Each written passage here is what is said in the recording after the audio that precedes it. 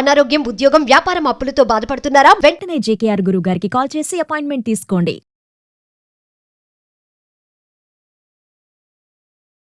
నమస్తే, welcome back to Suman TV. ప్రస్తుతం మనతో పాటు ఉన్నారు కేరళ జ్యోతిష నిపుణులు, life coach, manifestation coach, money coach, date of birth లేని వారికి పుట్టుమచ్చల శాస్త్రం, ప్రశ్న శాస్త్రం, హస్త సాముద్రిక, బహుముఖ ప్రజ్ఞాశాలి జేకేఆర్ గారు ఉన్నారు. గురుగారితో మాట్లాడదాం. నమస్తే అండి. నమస్కారం. గురుగారు, ఇప్పుడు లక్ష్మీదేవి అనుగ్రహం మనకి శీఘ్రంగా కలగాలంటే శ్రావణ శనివారాలు అనేవి ఎలా చేయాలంటారు? వాస్తవంగా ఈ శ్రావణ మాసం రాగానే శ్రావణ శుక్రవారాలు ఎక్కువగా చేస్తూ ఉంటారు. వాస్తవంగా ఈ శ్రావణ మాసంలో శ్రావణ శనివారాలకు కూడా అంతటి ఫలితం ఉందమ్మా. ఎందుకనంటే శనివారం కలియుగ ప్రత్యక్ష దైవమైన వెంకటేశ్వర స్వామికి చాలా ప్రీతికరం. కాబట్టి ఈ శ్రావణ శనివారాలు వెంకటేశ్వర స్వామిని ఎక్కువగా ఆరాధన చేయాలమ్మా. ఎందుకని అంటే ఈ కలియుగాన్ని పరిపాలిస్తుంది వెంకటేశ్వర స్వామి. కాబట్టి ఇక్కడ వెంకటేశ్వర స్వామి యొక్క అవతారం ఎందుకు వచ్చిందో, ముఖ్యంగా ఈ శనివారాలు ఎందుకు ఆయన ఆరాధన చేయాలో తెలుసుకుందాం. భృగు మహర్షి పరమేశ్వరుడి యొక్క అనుగ్రహంతో ఆయనకి అరికాల్లో కన్ను వరంగా పొందారు.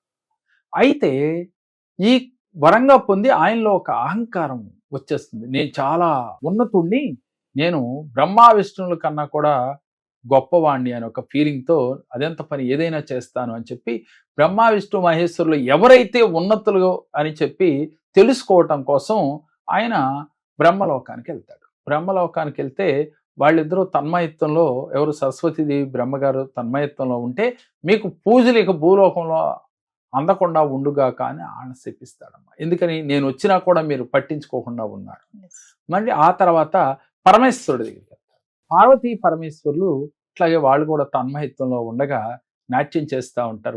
వాళ్ళు పట్టించుకోలేదని చెప్పి ఇక మీరు ఎక్కడా కూడా లింగ రూపంలోనే మీరు పూజలు అందుకోగాక అని చెప్పి వారిని శపిస్తారు.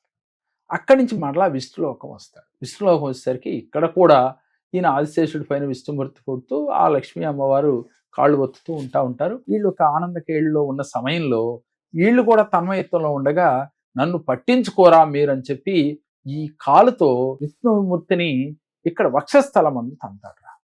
తన్నిన వెంటనే విష్ణుమూర్తి వెంటనే కోపాన్ని తెచ్చుకోలేదు. వెంటనే ఎక్కడైనా చాలా ప్రసన్నంగా నవ్వుతూ ఆయన పాదాలు పట్టుకుని స్వామి క్షమించండి, నేను చూసుకోలేదు, ఏదో ఆలోచిస్తా ఉన్నానని చెప్తూ ఆయన అరికాల్లో ఉన్న కన్నుని చిదిమేస్తాడు. ఎప్పుడైతే అజ్ఞానం పొరలతో కమ్ముపోయిన కన్నుని చిదిమేశాడో ఆయనలో అహంకారం అంతా కూడా దిగిపోయి క్షమించండి అని చెప్పి వేడుకొని ఆయన భృగు మహర్షి వెళ్ళిపోతాడు. వెళ్ళిపోయేసరికి పక్కనే ఉన్న లక్ష్మీదేవికి ఆగ్రహం కలుగుతుంది. ఏమిటి, నిన్ను సాక్షాత్తు నేను కొలువున్న ప్లేస్లోనే ఆయన కాలుతో తంతాడా, కాబట్టి అట్లాంటి ప్లేస్లో నేను ఇక ఉండజాలను అని చెప్పి ఆవిడ భూలోకానికి వచ్చేస్తాను. అప్పుడు విష్ణుమూర్తి ఆవిడ లేని వైకుంఠాన్ని నేను ఇంకా ఉండలేను అని చెప్పి ఆయన శ్రీనివాసుడిగా భూమి మీదకి జన్మ తీసుకున్నాడు. అట్లా మనకి వెంకటేశ్వర స్వామి యొక్క అవతారం మన భూమి మీద రావటానికి గల కారణమైంది. అట్లా ఆయన విష్ణులోకం నుంచి భూలోకంలోకి వస్తాడు. అయితే ఈ శనివారములు ఎక్కువగా ఎవరైతే చేస్తారో వారి ఇంట లక్ష్మీనారాయణులు కొలువు తీరి ఉంటారు. ముఖ్యంగా శ్రావణ మాసంలో అంతటి ఫలితాన్ని మనం తీసుకోవచ్చమ్మా. కాబట్టి అయితే చేసే విధానం ఏంటి అని అంటే శ్రావణ మాసంలో లక్ష్మీనారాయణులు ఎక్కువగా ఆరాధన చేయాలి. ముఖ్యంగా వెంకటేశ్వర స్వామిని ఆరాధన చేయాలి.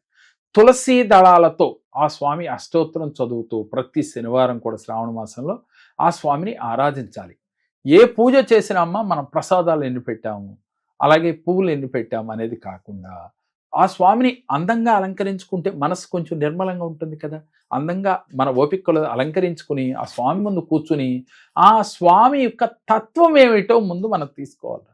ఉదాహరణకి విష్ణుమూర్తి యొక్క తత్వం ఏంటి అనంటే ఆయన సాక్షాత్తు లక్ష్మీదేవి ఆయన పాదముల దగ్గర ఉన్నప్పటికీ కూడా ఎక్కడ ఇంచెత్తు అహంకారం లేదు కదా. అలాగే ఆదిశేషుడు ఆయన పాన్పుగా ఉన్నప్పటికీ కూడా ఎక్కడ ఇంచెత్తు భయం అనేది లేదు కదా. అంటే ఆయనలో ఎక్కడ ఏదీ లేకుండా ఆనంద స్థితిలో ఉన్న స్థితిలో ఆయన ఎప్పుడు కనపడతా ఉంటారు విష్ణుమూర్తి. అంటే ఈయనకేంటి, రేపటి గురించి నిన్నటి గురించి ఏ రోజు కూడా ఆయన లోక కళ్యాణం ఏం చేయాలో అదే తప్ప, ప్రజెంట్లోనే తప్ప ఏమాత్రము కూడా తనకకుండా బెనకకుండా నిశ్చల స్థితిలో ఉన్న స్థితి అయింది. అలాంటి స్థితి మనం పొందాలని కోరుకోవాలి. నిన్న జరిగిపోయిన దాని గురించి రేపు ఏం జరుగుతుందనే టెన్షన్ పడకుండా ఉండాలి. ఏ పరమాత్ముడిని ఏ రూపంలో మనం ఆరాధించినా ఆ రూపం యొక్క తత్వాన్ని తెలుసుకుని అది మనం ఆచరించే ప్రయత్నం చేయాలి. అప్పుడే మన ఫలితం వస్తుంది. అప్పుడు మనం లక్ష్మీనారాయణ ఇద్దరినీ కూడా ఈ తులసి దళాలతో ఆరాధించాలి. ఆరాధించి అక్కడ ఈ మంత్రాన్ని ప్రతి శనివారం కూడా వ్యాపారం చేయి, ఉద్యోగం చేయి. ఉద్యోగం చేస్తున్న వాళ్ళైతే ఉద్యోగం, వ్యాపారం, ఆరోగ్యం, ఆయుష్యం, అనంత సౌఖ్యం, సంపత్ సమృద్ధ్యం, శుభ సన్నిధానం, కర్పూర దీపేన లవస్య దేహి నీరాజయే వెంకటనాథమునిత్యం. వ్యాపారం చేసేవాళ్ళైతే వ్యాపారం, ఆరోగ్యం, ఆయుష్యం, అనంత సౌఖ్యం, సంపత్ సమృద్ధ్యం, శుభ సన్నిధానం, కర్పూర దీపేన లవస్య దేహి నీరాజయే వెంకటనాథమునిత్యం. ఇలా ఈ మంత్రాన్ని 7 సార్లు చదువుకోవాలి ప్రతి శనివారం. ఇలా 4 శనివారాలు శ్రావణ మాసంలో చేస్తే అద్భుత ఫలితాలు కలుగు. దీంతో పాటుగా శ్రీనివాస ఐశ్వర్య మంత్రాన్ని కూడా వచ్చిన వారు, రానివారు అది ఆడియో రూపంలో అయినా సరే విన్నా సరే అద్భుత ఫలితాలు వచ్చి తీరుతాయి.